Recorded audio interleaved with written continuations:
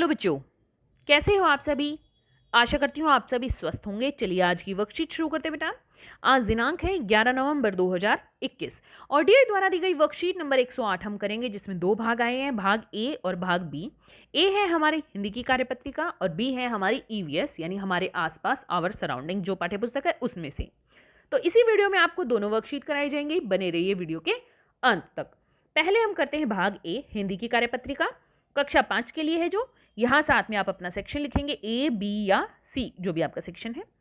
आज हम हमारी पाठ्यपुस्तक रिमझिम में स्वामी की दादी जो पाठ है उसमें से आज की वर्कशीट है। यहाँ आपको अपना नाम और यहाँ पर अपने शिक्षक या शिक्षिका का नाम लिखना है। प्यारे बच्चों, हम सभी को कहानियाँ सुनना बहुत अच्छा लगता है और अगर कहानी दादा दादी या नाना नानी सुनाए तो और भी मज़ा आता है। स्वामीनाथन को भी अपनी दादी के साथ सोना, उनसे कहानी सुनना और उनसे बहुत सारी बातें करना पसंद है। वे दोनों सोने से पहले क्या क्या बातें करते हैं, कौन सी कहानी सुनते या सुनाते हैं, इन सब सवालों के जवाब जानने के लिए अपनी किताब के पाठ 13 स्वामी की दादी को बोलकर पढ़िए। तो सबसे पहले आप अपनी पाठ्यपुस्तक में से स्वामी की दादी पाठ पढ़िए। आगे देखते हैं। भाग 1 प्रश्न 1 है। आइए अब दिए गए वाक्यों को बोलकर पढ़ते हैं और खाली स्थानों को कहानी के अनुसार भरते हैं। तो जब ये आप कहानी पढ़ेंगे तो उसके बाद आपको ये खाली स्थान समझ में आएंगे कि किस तरह ये भरने हैं या कौन से खाली स्थान में कौन सा शब्द आएगा। सबसे पहले है, स्वामीनाथन की डैश अंधेरी गलियों की बंद सी डैश में रहती थी। तो क्या है, स्वामीनाथन की दादी, स्वामीनाथन की दादी क्या आएगा, स्वामीनाथन की दादी अंधेरी गलियारे की बंद सी डैश में रहती थी, बंद सी कोठरी में रहती थी, बंद सी कोठरी में रहती थी। उनके सामान में 5 दरिया, 3 चादरें,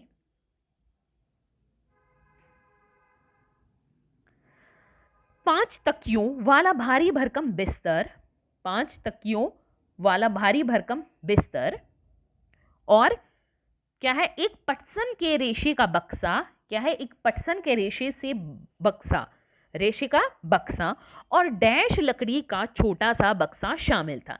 तो जब ये आप पाठ पढ़ेंगे इसमें आप जानेंगे कि क्या लाइन है, पटसन के रेशे का बना एक वर्गाकार बक्सा है। तो यहां पर ये खाली स्थान यहां आएगा वर्गाकार, क्या है, रेशे का वर्गाकार बक्सा, वर्गाकार बक्सा और लकड़ी का एक छोटा सा बक्सा। तो यहां पर लकड़ी से पहले कोई नहीं आएगा, वर्गाकार यहां आ जाएगा, वर्गाकार बक्सा और लकड़ी का छोटा सा बक्सा शामिल था। एक रात को सोने से पहले डैश, एक रात को सोने से पहले डैश अपनी दादी को, क्या आएगा यहां पर, स्वामीनाथन, एक रात सोने से पहले स्वामीनाथन, स्वामीनाथन अपनी दादी को राजम और डैश के बीच, राजम और किसके बीच, मणि के बीच। तो यहां पर आएगा मणि, राजम, इसको मैं सारे को हटा देती हूं, ठीक है, राजम और मणि के बीच, मणि के बीच पहले दोस्ती और फिर दुश्मनी की कहानी सुनाई। जब स्वामी ने दादी को राजम के गणित के नंबरों की बात बताई तो दादी को भी दादाजी के अच्छे नंबर लेने की बात याद आ गई। दादी ने राजम को बताया कि डैश करने के कारण, क्या करने के कारण, एमए। तो आप पाठ में देखेंगे यहां पर क्या है, एमए करने के कारण, एम ए। तो आप इस तरह भी लिख सकते हैं एम ए या एम ए, ठीक है। एमए करने के कारण दादाजी को डैश का मेडल मिला, सोने का मेडल मिला था, सोने का मेडल भी मिला था, जिसे उसकी बुआ ने गलवाकर, उसकी बुआ ने गलवाकर क्या, 4 चूड़ियां बनवा ली। दादी का इस तरह अपनी कहानी सुनाना स्वामी को अच्छा नहीं लग रहा था।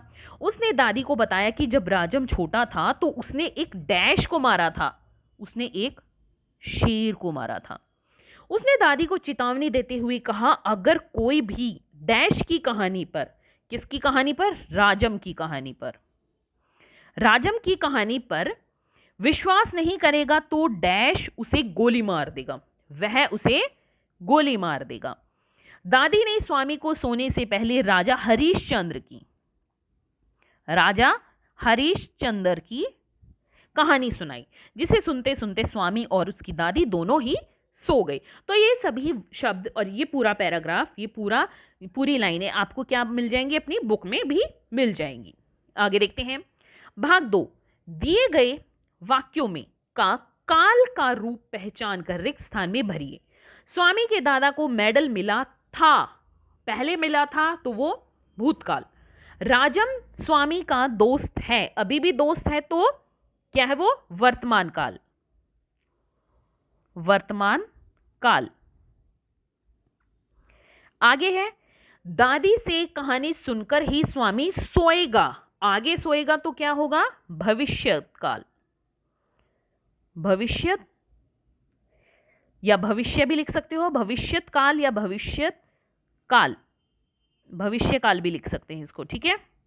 आगे है, स्वामी की बुआ ने सोने की चूड़ियां बनवाई थी, पहले बनवाई थी कभी, तो भूतकाल,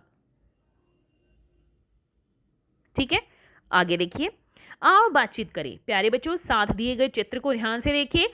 आपको क्या लगता है चित्र में दिख रहे लोग आपस में क्या बातें कर रहे होंगे? अनुमान लगाकर उनके संवाद या बातचीत को जोर जोर से बोलिए और अपनी कॉपी में लिखिए। तो यहाँ पर ये चित्र देखिए, दादा दादी जी, मम्मी पापा और 2 बच्चे बैठे हैं सभी। तो क्या बातें कर रहे होंगे? यहाँ पर आप अपने अनुसार कोई भी वाक्य इनके बना सकते हैं। जैसे ये बात हो सकती है, आज दादाजी पूछ रहे, अरे बहू या अरे बच्चों आज खाने में क्या बनेगा, रात के खाने में, है ना। और यहाँ पर पिताजी कहते हैं, पिताजी आज हम क्या बनाने की सोच रहे हैं, खिचड़ी बनाने की सोच रहे हैं, दलिया बनाने की सोच रहे हैं। दादी कहती है, अरे वाह, मुझे तो दलिया और खिचड़ी दोनों ही बहुत पसंद है। तो आप यहाँ पर कोई और वाक्य भी बना सकते हैं इनके कि ये आपस में क्या बात कर रहे होंगे। अभिभावकों के लिए सुझाव है, रात को सोने से पहले कुछ पल अपने बच्चों के साथ बातें कीजिए और बातचीत के माध्यम से उनके मन की बात जानने का प्रयास कीजिए। तो बच्चों, आपको कार्यपत्रिका मजेदार लगी ना? अब बताइए आपने क्या नया सीखा। आज का कोविड का मैसेज है, अपने हाथों को साबुन और पानी से नियमित रूप से धोएं, तभी हम कोरोना से सुरक्षित रह सकते हैं। आज की हिंदी की वर्कशीट यहीं पर खत्म होती है बेटा। अब देखते हैं ईवीएस की वर्कशीट। देखिए, यह है हमारी EVS worksheet. EVS worksheet 108B class 5 के लिए लुकिंग अराउंड हमारी जो बुक है उसमें से unit 3 from tasting to digesting. यहाँ आपको अपना नेम और यहाँ अपनी टीचर का नेम फिल करना है। प्यारे बच्चों, आपको खाने में क्या पसंद है? किसी भी व्यंजन का स्वाद कैसे पता लगाते हैं?